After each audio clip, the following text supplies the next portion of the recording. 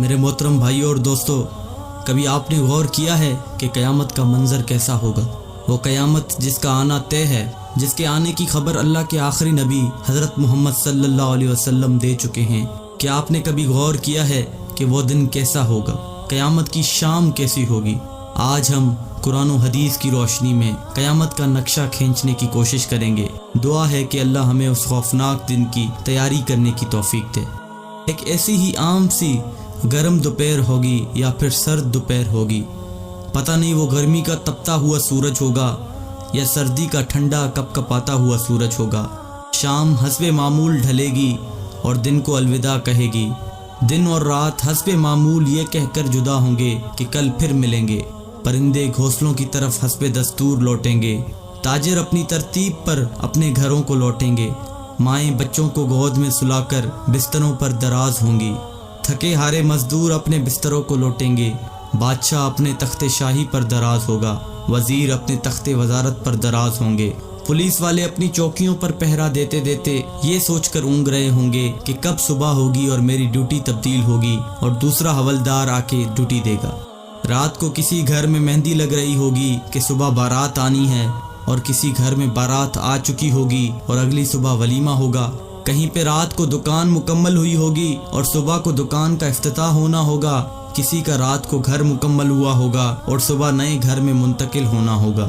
یہ ساری حسب معمول کی وہ باتیں ہیں جو آج کے دن بھی کسی نہ کسی جگہ ہو رہی ہوں گی، اور قیامت سے پہلے کی شام بھی بالکل عام سی شام ہوگی۔ ایسی ہی ایک شام آئے گی، ہولے ہولے اور دھیرے دھیرے آئے گی اور پھر سارے عالم پہ چھا جائے گی۔ پھر سورج اسی طرح حسب دستور اپنے چہرے سے نقاب ہٹائے گا اور عالم سے اندھیرے کو جدا کر دے گا۔ کوے آنکھیں کھولیں گے، مرغے اذان دیں گے، بلبل کا نغمہ ہوگا، کوئل کی کوکو ہوگی، چڑیوں کی چہچہاہٹ ہوگی، جھرنے اسی طرح اپنے پانی کے ساتھ بہہ رہے ہوں گے، دریاؤں میں طغیانی حسب دستور ہوگی، سمندر میں موجوں کی اٹکیلیاں حسب دستور ہوں گی، سبزی لینے والے صبح صبح سبزی منڈی کو جا رہے ہوں گے اور کام کاج والے گاڑیوں کے اڈے کی طرف جا رہے ہوں گے، ڈرائیور اپنی گاڑیاں ٹھیک کر رہے ہوں گے، مائیں بچوں کو اسکول کے لیے تیار کر رہی ہوں گی، کوئی مکھن کا پیڑا نکال رہی ہوگی تو کوئی ڈبل روٹی پہ مکھن لگا رہی ہوگی، اور کوئی پراٹھا توے پہ ڈالنے جا رہی ہوگی۔ حالی نے ہل کھیت میں ڈال دیا ہے، دکاندار نے دکان کھول لی ہے، گاہک نے آ کے قدم رکھا تو دکاندار نے مرحبا کہا۔ 10 میٹر کپڑا طے پایا، اس نے کپڑا ناپا اور کاٹنے کے لیے کینچی ڈالی۔ ادھر دکاندار کینچی چلا رہا ہے، ادھر گاہک پیسے گن رہا ہے، اور ادھر کاشتکار کا ہاتھ ہوا میں بلند بیج بکھیرنے کو ہے۔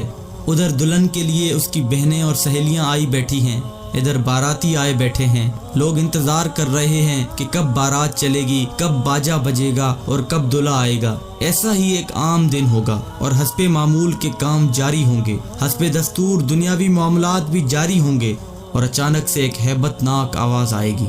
وہ آواز اتنی خوفناک ہوگی کہ اس آواز کو سن کر دکاندار کے ہاتھ سے کینچی گر جائے گی، گاہک کے ہاتھ سے پیسے گر جائیں گے، کاشتکار کے ہاتھ سے بیج گر جائے گا، دلہن کے گجرے ٹوٹ جائیں گے، مہندیاں گر جائیں گی، دلہن اپنی جان بچا کے بھاگے گی، دولہے کو اپنی بارات اور اپنی دلہن تک یاد نہ ہوگی، لڑکی والوں کو مہندی اور زیورات میں سجی ہوئی اپنی بیٹی یاد نہ ہوگی، تو لڑکے والوں کو گھوڑے پہ چڑھتا ہوا دولہا بھول جائے گا، مراسیوں کو اپنے ڈھول بھول جائیں گے، سیاست دانوں کو اپنی سیاست یاد نہ ہوگی، حوالدار کو اپنا پہرا بھول جائے گا۔ وہ خوفناک آواز پورے جہاں کا کلیجہ چیر دے گی۔ انسان کا کلیجہ تو ہے ہی چھوٹا سا، قرآن کے مطابق وہ آواز اتنی ہیبت ناک ہوگی کہ اس آواز کو سن کر زمین و آسمان کے کلیجے پھٹ جائیں گے، پہاڑوں کے بہتے ہوئے چشمے خشک ہو جائیں گے، ماؤں کے ہاتھوں سے وہ نوالے گر جائیں گے جو وہ اپنے بچوں کو کھلا رہی ہوں گی۔ وہ ماں جو چند لمحے پہلے اپنے بچے کو اپنی چھاتی سے دودھ پلا رہی تھی اور میرا چاند کہہ کر اپنے بچے کا ماتھا اور گال چوم رہی تھی، وہی ماں اپنے بچے کو ایک ٹوکری کی طرح ہوا میں اچھال دے گی کہ یہ مرتا ہے تو مرے، میری جان بچ جائے۔ لیکن آج بچے تو کون بچے اللہ کے سوا؟ آج ہر شخص پر اتنا خوف طاری ہے کہ اسے بچوں کی پکار نہیں سنائی دے رہی۔ آج دھرتی پر مسلمان کوئی نہیں ہوگا۔ یہ اللہ کا شکر ہے کہ قیامت صرف کافروں کے لیے ہے، مسلمان کوئی نہیں ہوگا۔ اس دن انسان اپنے ہاتھوں سے بنے ہوئے گھروں کو گرتا دیکھے گا، سنگ مرمر کی اینٹوں کو ادھڑتا دیکھے گا، اپنے تخت کے پرزے پرزے ہوتا دیکھے گا، اپنے اسلحے کو بکھرتا دیکھے گا، اپنی طاقت کو ٹوٹتا دیکھے گا، اپنے جسم کو ساتھ چھوڑتا دیکھے گا۔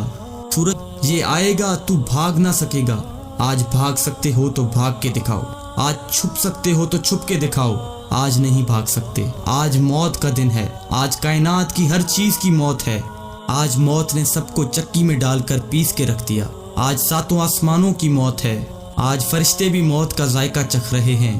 پھر اللہ تعالیٰ کی آواز آئے گی، جبرائیل سے کہو مر جائے، میکائیل سے کہو مر جائے۔ یہ سن کر اللہ کا عرش کانپ جائے گا اور کہے گا یا اللہ کیا جبرائیل بھی مر جائے، کیا میکائیل بھی مر جائے، یا اللہ ان کو تو بچائیں، ان کو تو بخش دیں۔ اللہ تعالیٰ فرمائیں گے خاموش، آج میرے عرش کے نیچے کوئی نہیں بچ سکتا۔ یہ دیکھو کوئی آنکھ ہے تو دیکھے اللہ کی بے نیازی کو۔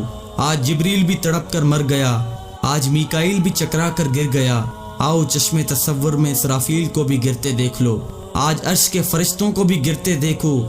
اب ایک عجیب منظر ہے، ایک ہیبت ہے، ایک سناٹا ہے، ایک خوف ہے، ایک جلال ہے۔ اوپر اللہ ہے اور نیچے اسرائیل کی ٹانگیں بکری کے بچے کی طرح کانپ رہی ہیں، اور اللہ شان بے نیازی سے کہہ رہا ہے کون باقی؟ اسرائیل کہے گا یا اللہ اوپر تو باقی، نیچے تیرا عبد اسرائیل باقی۔ تو اللہ کی ہیبت ناک آواز آئے گی کہ تو بھی مر جا میرے اسی امر کے ساتھ جس امر سے میں نے تجھے پیدا کیا۔ اللہ اکبر۔ کوئی اسرائیل کو مرتا دیکھے مگر کوئی ہے نہیں جو دیکھے۔ پھر سب کو موت کی وادی میں دھکیل کر اللہ کہے گا ہے کوئی میرا شریک تو سامنے آئے، ہے کوئی میرا شریک تو سامنے آئے، ہے کوئی میرا شریک تو سامنے آئے۔ لیکن اس دن کوئی آواز نہیں ہوگی، اس دن تنہا اللہ کی ذات باقی ہوگی جو کہ وحدہ لا شریک ہے۔ میرے بھائیوں، یہ ہے وہ دن جس کا آنا طے ہے، یہ ہے وہ دن جس کے لیے ہم اس دنیا میں آئے ہیں۔ اس دن کچھ باقی نہ ہوگا، اس دن پورا جہاں ٹوٹ چکا ہوگا۔ میرے بھائیوں، اس ٹوٹ جانے والے جہاں سے عبرت لو، اللہ کے واسطے اس کا حرص چھوڑ دو، اس کے دیوانے نہ بنو، اس کے دیوانے کے لیے ذلت کے سوا کچھ بھی نہیں۔ سائے کے پیچھے بھاگنے والے کے لیے دیوار سے ٹکرانے کے علاوہ کچھ نہیں ہوتا، ریت پہ پانی تلاش کرنے والے کے لیے سوائے پیاس کے اور کچھ نہیں ہوتا، اس کی عزت سے دھوکہ کھانے والے کے لیے سوائے ذلت کے کچھ نہیں ہے، اس کی جوانی پر اترانے والے کے لیے بڑھاپے کی خوفناک آہیں ہیں، سسکیاں ہیں۔ اس دن کا انتظار کرو جب بڑھاپا اس کی جوانی کو کھا جائے گا، اس دن کا انتظار کرو جب اس کی اولاد بھی کہے گی کہ اماں مرتی ہی نہیں ہے، ابا مرتا ہی نہیں۔ دعا کرو اللہ والد صاحب کے لیے آسانی پیدا کر دے، یعنی دوسرے لفظوں میں موت دے دے۔ جگہ جی لگانے کی دنیا نہیں ہے، یہ عبرت کی جاں ہے، تماشا نہیں ہے۔ جہاں میں ہیں عبرت کے ہر سو نمونے، مگر تجھ کو اندھا کیا رنگ و بونے۔ ملے خاک میں اہل شاں کیسے کیسے، مکی ہو گئے لامکاں کیسے کیسے، ہوئے نامور بے نشاں کیسے کیسے، زمین کھا گئی نوجواں کیسے کیسے۔ جگہ جی لگانے کی دنیا نہیں ہے، یہ عبرت کی جاں ہے، تماشا نہیں ہے۔